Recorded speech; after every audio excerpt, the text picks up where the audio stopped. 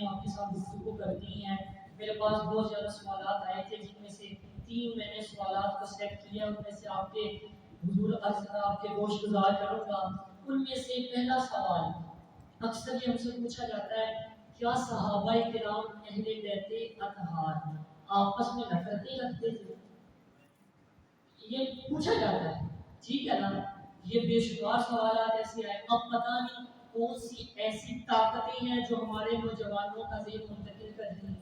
ہمارے اکابرین کی تعلیمات سے ذہن پھیرا جا رہا ہے.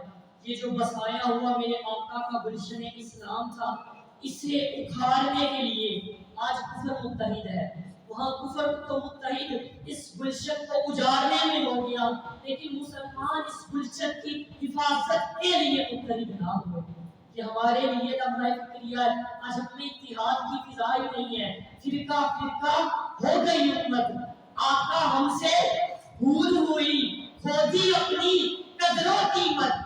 آقا ہم سے بھول ہوئی, اصل وجہ کیا ہے, بھول کیا ہوئی, چھوڑ کے تیرا دامن رحمت آقا ہم سے بھول ہوئی.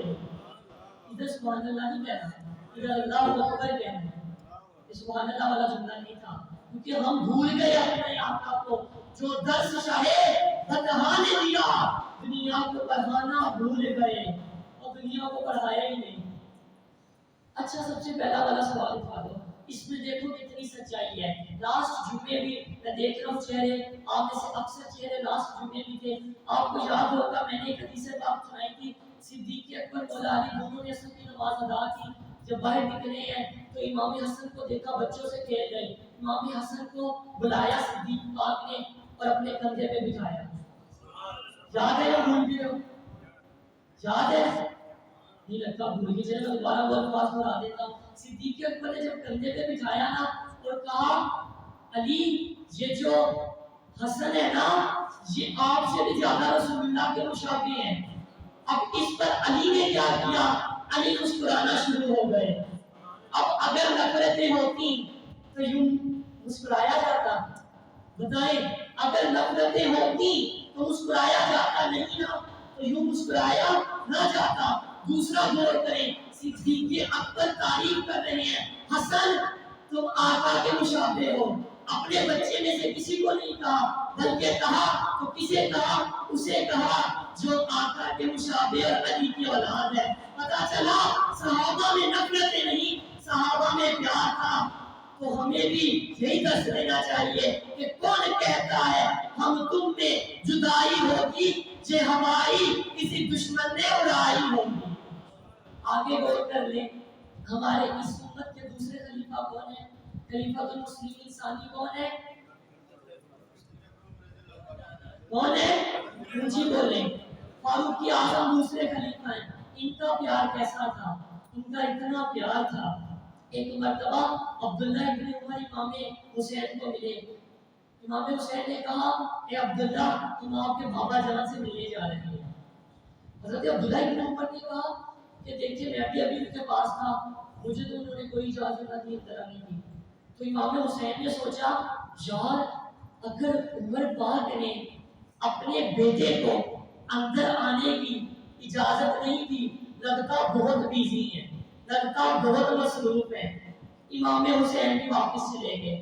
جو اڑتی اڑتی خبر فاروق اعظم کے کانوں میں آئی. فاروق اعظم کو باہر سے پتا چلا کہ شہزادے بھی آئے تھے, امام حسین بھی آئے.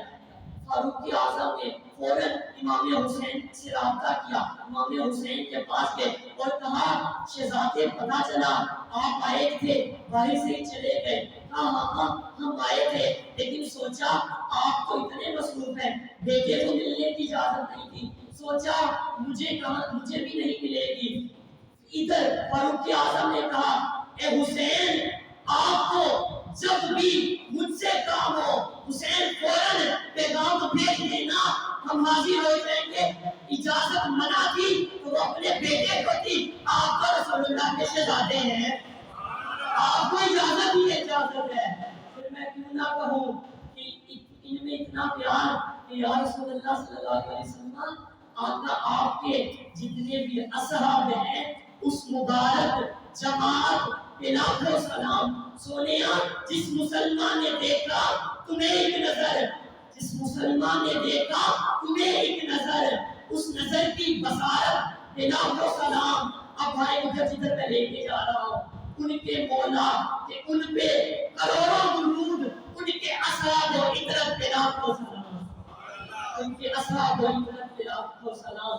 گنجائے صحف پار ہائے قدس، کیا گنجائے صحف پار ہائے قدس، اہل بیت نبوت و سلام.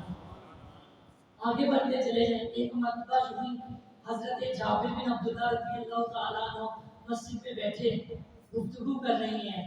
دیکھا حسنین کریمین مسجد کے دروازے سے ادھر ہوئے. حضرت جابر نے دیکھا حسنین آئی ہیں، فوراً کھڑے ہوئے فرماتے ہیں جنہوں نے جنتی شہزادوں کو دیکھنا ہو انہیں دیکھ لو. میرے آقا نے فرمایا یہ جنت کی نوجوانوں کے سردار ہیں، یہ جنت کے شہزادے ہیں.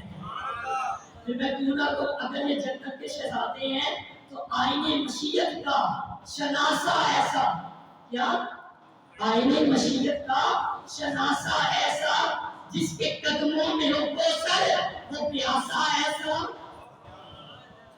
آپ سمجھے نہیں، میں نے کہا آئینے مشیت کہتی ہے اللہ کی جیسے رضا، جیسے اللہ چاہے، اللہ جس حال میں رکھے اس حال میں وہ راضی رہے. آئینے مشیت کا شناسہ ایسا وہ جس کے قدموں میں کوثر وہ پیاسا ایسا. فخر سے کیوں نہ جھومے رسول عربی، تقدیر سے ملتا ہے نواسا ایسا، تقدیر سے ملتا ہے نواسا ایسا. یہ نواسے بڑے شان والے، ان کا صحابہ سے بڑا پیار تھا، صحابہ کو ان سے بڑا پیار تھا. مت یہ خبریں ان غلط باتوں میں نہ آنا. آگے مزید بڑھتے چلے جائیں. دوسرا سوال جو عام کیا گیا تھا وہ خطبہ زینب رضی اللہ تعالیٰ عنہ کے حوالے سے تھا. چونکہ خطبہ زینب رضی اللہ تعالیٰ عنہ نے جو کربلا کے میدان میں دیا اس میں بہت زیادہ تعریف بھی لوگوں نے کی ہے، اپنی طرف سے بھی باتیں ایڈ کی ہیں. تو جو مجھ ناقص علم کے مطابق جو میں نے علماء سے سیکھا اور جو چند کتب تاریخ کا مطالعہ کر کے جس میں سٹیج پہ پہنچا ہوں وہ میں آپ کے سامنے رکھتا ہوں. نتیجہ وہ کیا تھا؟ سب سے پہلے تو آپ اپنا ذہن ریویژن کربلا کی طرف، کتنا کچھ ان پر مسائب آئے، سب مسائب آئے. علی اکبر، علی اصغر اور محمد، اور سب سے بڑھ کر امام حسین کی شہادت انہوں نے دیکھی نا. انہوں نے کربلا کا سارا منظر خود دیکھا تھا حضرت زینب نے. پھر کربلا سے لے کر شام تک کا اتنا دشوار سفر یہ انہوں نے کیا. اس کے بعد جب وہ گئی شام میں پہنچی، اس کے بعد جب وہ خطبہ انہوں نے دیا اس کے الفاظ وہ کیا تھے اس میں یہ بتا دوں. یہ کوئی قطعی کہیں سے ثابت نہیں ہے کیونکہ قطعی چیز وہی ثابت ہوتی ہے جو اجماع امت سے ہو یا دوسرا خبر متواتر سے ہو. لہٰذا یہ ضمنی چیز ہے. جو کچھ بھی ان کے خطبہ صحیحہ سے مجھ تک پہنچا میں وہ آپ تک پہنچا رہا. جب دیکھیں اتنی سختیاں جھیل کر وہ علی کی بیٹی، وہ علی کی شہزادی آئیں جن کی چھوٹی سی عمر تھی تو آقا نے جنہیں اپنی گود میں کھلایا تھا، وہ شہزادی جن کی ولادت 5 ہجری میں ہوئی، تقریباً 5 سے 6 سال آقا صلی اللہ علیہ وسلم نے انہیں خود کھلایا. پھر کتنی پریشانی آئی. پھر اس کے بعد جب یہ شام گئی اس کے بعد جو خطبہ دیا سب سے پہلے یزید کو کہا اے یزید یہ تیرا تخت فنا ہو جائے گا، اے یزید تیری حکومت فنا ہے، اے یزید تجھے فنا آئے گی. اب دیکھیے یہ کیا تھا، کس کے جملے تھے؟ علی کی بیٹی کے. دربار دمشق میں وہ زینب کا خطاب لہجے میں علی بول رہی ہو جیسے. پھر وہ جب اب یہ دیکھیں بات سچ کیسے ہوئی.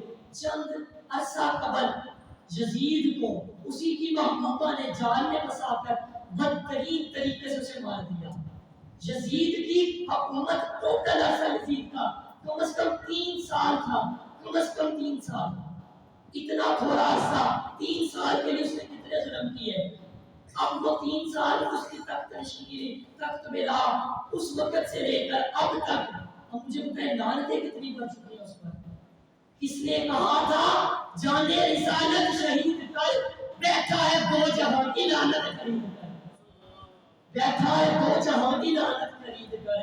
اب میں جس طرف اشارہ کر رہا ہوں وہاں میری حضرت مولا علی کرم اللہ وجہ کریم کی شہزادی نے کیا جملہ ادا کیا اے یزید تو فنا ہے، تو زمانے نے دیکھا کہ یزید فنا ہو گیا، آج تک یزید کا نام لینے والا کوئی نہیں ہے۔ کربلا کے اندر دو طاقتیں تھیں، دو قوتیں آئیں، دو کا مقابلہ ہوا، ایک کہتا تھا جس کی طاقت ہو حق وہی ہوتا ہے، دوسرا کہتا تھا نہیں حق ہے وہ حق ہے۔ پھر ہوا کیا، حسینیت کی ایک ایک جو وہ سوچ تھی، ایک فکر تھی، وہ حسینیت تھی، ایک یزیدیت تھی، یزیدیت فنا ہو گئی، آج بھی نام باقی ہے تو حسین کا باقی ہے۔ میں کہتا ہوں یزید تجھے تو سیدہ پاک کی بددعا تھی، تمہیں فنا ہونا ہی ہونا تھا، اس مبارک گھرانے کی جسے بددعا لگے اس کا حال یہی ہوتا ہے۔ وہ تو گھرانہ اتنی شان والا ہے کہ افضل ہے کل جہان سے، گھرانہ حسین کا نبیوں کا تاجدار ہے نانا حسین کا۔ ایک پل کی تھی، ایک پل کی تھی حکومت یزید کی، صدیاں حسین کی ہے، زمانہ حسین کا۔ صدیاں بھی حسین کی تھی، زمانہ بھی حسین کا۔ پھر سیدہ پاک نے جو دوسرا جملہ ادا کیا، سیدہ پاک نے کیا فرمایا، سیدہ پاک نے کہا تم میرے نانا کو کیا منہ دکھاؤ گے۔ یہ فقط جملہ ان لوگوں کے لیے نہیں تھا، یہ میرے آپ کے لیے بھی ہے۔ ذرا میں اور آپ سوچیں ہم نے کیا کرتوت کیے ہیں، کتنے ہمارے اعمال ایسے ہیں، ہم نے کیا کبھی وقت کے یزید کے سامنے کلمہ حق ادا کیا ہے؟ نہیں نا، اگر کیا ہے تو پھر سبحان اللہ، پھر قبر کے اندر بھی رسول اللہ کو بتا دیجئے گا۔ آپ مجھے بتائیں آج اتنے اعتراضات میرے آقا کی ذات پہ ہو رہے ہیں، آج قرآن کو جلایا جا رہا ہے، بتائیں میرا اپنا کردار کیا ہے، ہمارا کردار بتائیں کیا ہے، کہ ہمیں فکر کرنی ہے۔ حسین رضی اللہ تعالیٰ عنہ نے سجدے میں سر کٹوا دیا، آج ہم سب حسینیت کے علم بردار ہیں، آج سب ہم امام حسین کے نام لے گئے، 5 نمازیں تو پڑھی نہیں جا رہی۔ اب بتائیں ادھر جملہ لائے سیدہ پاک کا کیا کہ نانا کو کیا منہ دکھاؤ گے، ذرا سوچیں میں اور آپ کیا منہ دکھائیں گے۔ اسی لیے آج سے ارادہ کریں، جو یہاں آیا ہے 5 وقت نماز باجماعت ادا کریں گے، ارادہ کریں گے انشاءاللہ۔ اور پھر یہ جو ہم نے نماز کو قائم کرنا ہے، جیسے ہم مسجد میں آ کر گناہوں سے بچتے ہیں، باہر بھی ایسے بچنا ہے، عاجزی سے رہنا ہے۔ تو یہ سیدہ پاک کا وہ خطبے کے حسین جملے تھے، وہ انہوں نے یزید کو فکر دی، لیکن وہ یزید لعنت خرید چکا تھا تو جہاں کی لہٰذا اس کے کوئی کام نہ آیا۔ تیسرا ایک اہم سوال کیا گیا تھا، وہ تھا کہ کیا سیدنا امیر معاویہ رضی اللہ تعالیٰ عنہ نے سیدہ عائشہ رضی اللہ تعالیٰ عنہ کا قتل کیا، کیونکہ یہ بہت زیادہ بات معروف ہے اور یہ ہمارے ہی علاقے کے نوجوانوں نے سوال کیا، تاکہ یہ میں آپ سب کے سامنے اعلان یہ بات کر دوں، صحیح بخاری کی روشنی میں، صحیح ابن حبان کی روشنی میں اس بات کی تنقید کر دوں کہ وہ سیدہ عائشہ رضی اللہ تعالیٰ عنہ کا انتقال کیسے ہوا تھا اور سیدنا امیر معاویہ رضی اللہ تعالیٰ عنہ کس طرح یہ سب و شتم کرتے ہیں۔ سب سے پہلے تو صحیح بخاری کی حدیث ہے 4753، اس حدیث پاک میں حضرت عبداللہ ابن عباس رضی اللہ تعالیٰ عنہ یہ جانتے ہیں سیدہ عائشہ پاک، جب سیدہ عائشہ رضی اللہ تعالیٰ عنہ کا وقت وصال قریب ہے، وقت نزا چل رہا ہے، وہ جاتے ہیں، وہ کہتے ہیں میں ان کی عیادت کرنے گیا۔ علماء نے اس حدیث کی روشنی میں لکھا ہے کہ سیدہ پاک کا انتقال تب ہی ہوا، کیسے ہوا؟ تب ہی ہوا۔ وہ کیسے کہ عبداللہ ابن عباس ان کے پاس جا رہے ہیں، وہ عیادت کے لیے جا رہے ہیں۔ دوسری حدیث صحیح ابن حبان سے بھی اس بات کی وضاحت ملتی ہے، صحیح ابن حبان کے الفاظ ہیں یہود کی حضرت عبداللہ ابن عباس حضرت عائشہ پاس آئے، وہ عیادت کرنے آئے، یعنی وہ مریض تھی، مرض میں مبتلا تھی، اور یہود کی وہ جملہ اس وقت بولا جاتا ہے جب انسان کی طبی مرض میں مبتلا ہو اس کی عیادت کرنے جو لوگ جاتے ہیں۔ اس کی تحت بھی ان 2 صحیح حدیث کی روشنی میں علماء نے لکھا ہے کہ سیدہ پاک کا وصال تب ہی ہوا، لہذا جو لوگ سیدنا امیر معاویہ پر زبانیں تان دراز کرتے ہیں انہیں عقل کے راہ لینے چاہیے۔ امیر معاویہ کو وہ شخص ہے، کسی نے پوچھا امیر معاویہ آپ افضل ہیں یا مولا علی، تو تو انہوں نے کہا ارے میری بات کرتے ہو، ساری آل ابو سفیان ایک طرف ہو، علی کے قدم ایک طرف ہو، علی کے قدموں کا نشان آل ابو سفیان سے زیادہ ہے، یہ تو اتنا پیار کرتے تھے اور تم یہ کیسی باتیں کرتے ہو ظالموں۔ لہذا بات وہی ہے کہ کون کہتا ہے ہم تم میں جدائی ہوگی، یہ ہماری کسی دشمن نے اڑائی ہوگی۔ اللہ تعالیٰ سے دعا ہے ہمیں عقیدہ اہل سنت نصیب فرمائے، اور آپ سب چیزیں حاضر ہیں ایک مرتبہ سورہ فاتحہ 3 دفعہ سورہ اخلاص پڑھ کر قبل درود پاک مولانا علی حمزہ صاحب کے ملک کی کریں گے، شہدائے کربلا کی بارگاہ میں سارے سوال